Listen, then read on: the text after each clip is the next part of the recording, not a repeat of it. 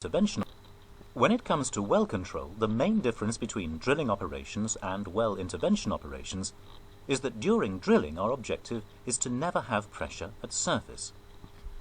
Well intervention operations are conducted on wells where pressure is always present at surface.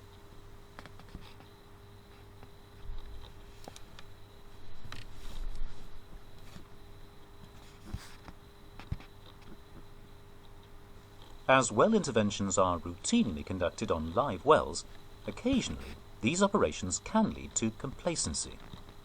Measures should be taken to prevent complacency. After all, we are still working with hydrocarbons, and so an unsafe release is possible.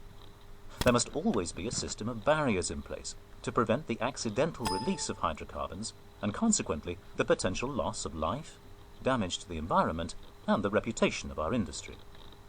In this chapter, we will define those barriers and the circumstances that they are used in.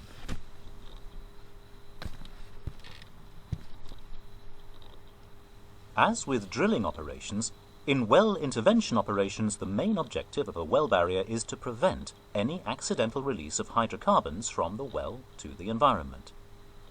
There must be at least two barriers in place during well intervention operations. The first level of protection is called a primary barrier. The second level of protections is called a secondary barrier. The primary barrier's function is to prevent unintentional flow to the environment. The secondary barrier is to prevent unintentional flow if the primary barrier fails. Let's look at an analogy to assist your understanding of primary and secondary barriers. If you were to consider a castle during an invasion by hostile hordes, the moat around the castle could be referred to as the primary barrier. The water acts as the first line of defense to outside intruders and helps prevent an invasion of the castle. If the hordes did manage to get across the moat, then they would be faced with high castle walls and the portcullis or gates. These could be classed as the secondary barrier. As you can imagine, the primary and secondary barriers together would have presented quite a formidable defense against invasion. In well control, the two barriers form what is called the barrier envelope, and this is the line of defense we have in a well-controlled situation.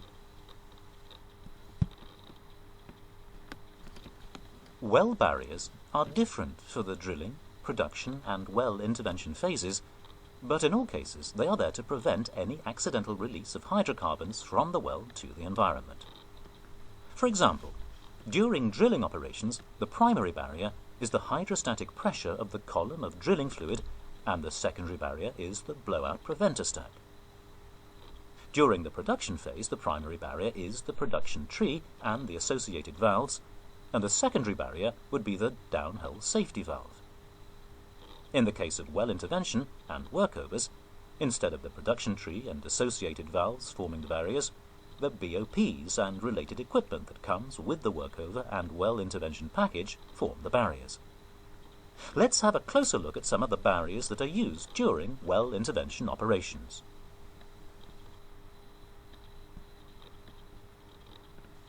Let's start with the primary barriers that are needed during well intervention.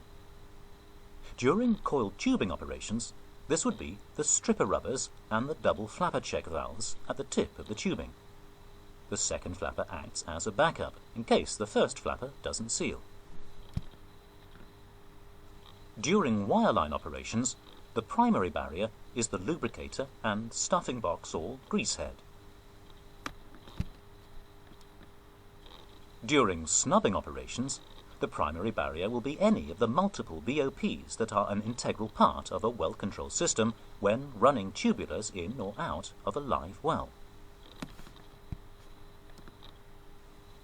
Secondary barriers during well intervention operations are coiled tubing BOPs, wireline BOPs, and the lower BOPs of the snubbing stack.